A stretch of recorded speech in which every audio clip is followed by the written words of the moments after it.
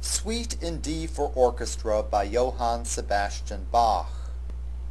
This work, as you can see, has one of those generic titles, and we're interested in two details of it because they yield an interesting datum.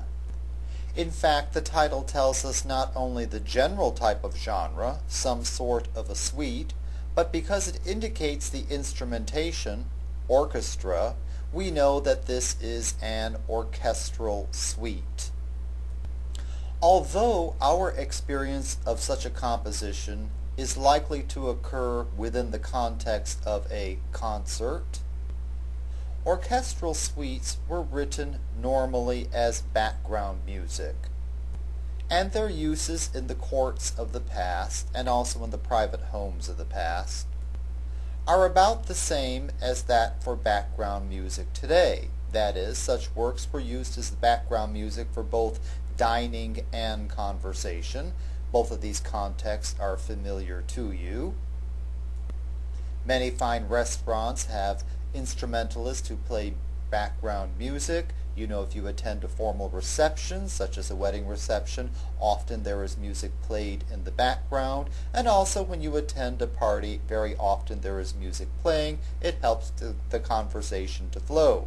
So you already know this context. Suites were used for both indoor and outdoor entertainments. The people of the past, whatever their circumstances, when they entertained would entertain in both of these venues.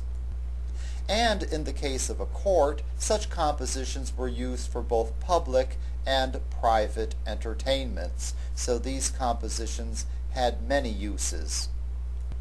As you already know, composers of the past rarely wrote music just for the fun of it, and Bach wrote these because he had to write compositions of this sort, and he normally wrote these kinds of compositions while he worked as a court musician.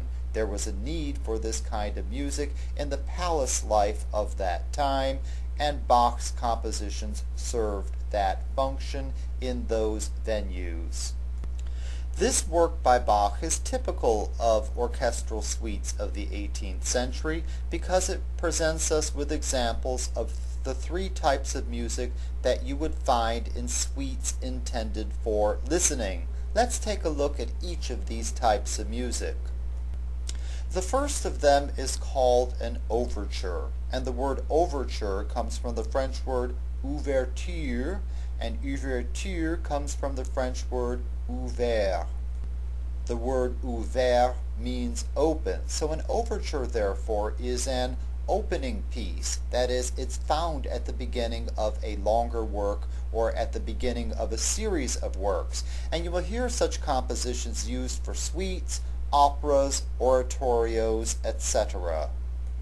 Basically, it's a type of music that alerts you to the fact that more music is going to follow, or that the main work is about to be presented, in the case of an opera, for example. The predominant type of music represented in Baroque suites for listening is stylized dance music. A stylized dance sounds like dance music, but is not actually danced. By the way, make sure that you recall, that you study, and that you drill into your mind the differences between actual dance music and stylized dance music.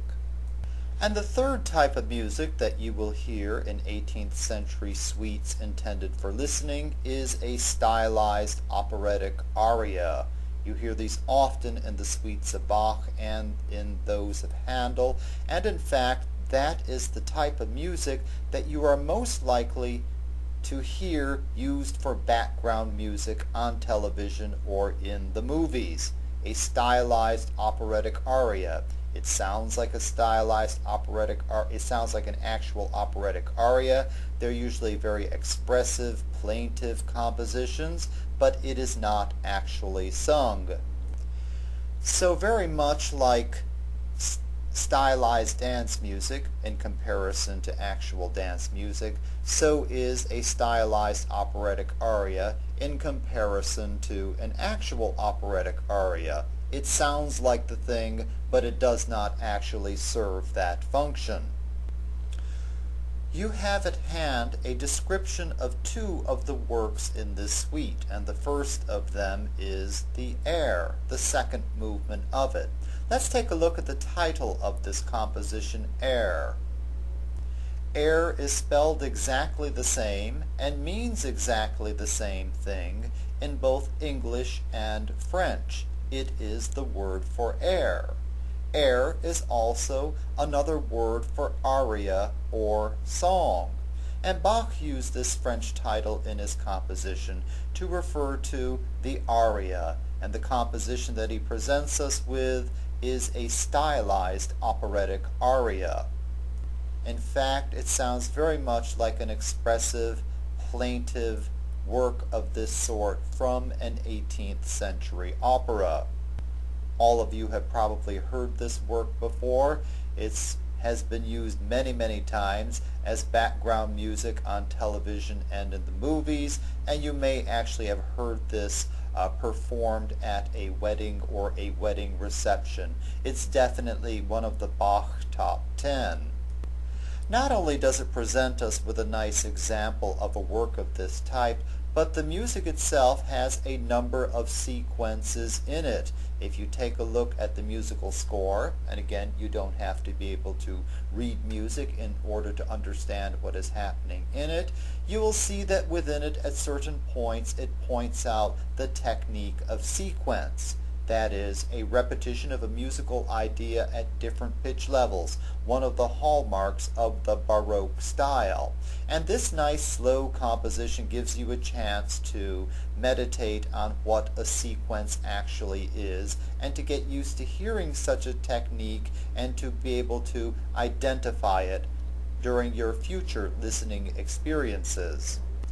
Another reason for our listening to this composition is to observe the degree of contrast between this work and the work that follows. I've already told you that the Baroque era is the era of contrast, and here we have a chance to observe exactly how sharp those contrasts can be, especially toward the end of the Baroque era. Indeed, the work that follows the air is everything that the air is not. First of all, the gavotte is a type of 18th century dance, and the composition that we're going to hear is not a stylized operatic aria, but rather a stylized dance. It's much faster than the air. It has an entirely different character from it. It is extremely animated, and the air is very quiet. It presents a wonderful contrast indeed. Take a look at the details of the work that are described for you in print. You don't have to memorize them, and certainly you won't be tested on them right now, but there is a very interesting aspect of composition represented in this work that we're going to see again toward the very end of this course. That is the technique of inversion. When we get to that point in the course, I shall refer back to this composition, so take note of it now and store it away in your memory.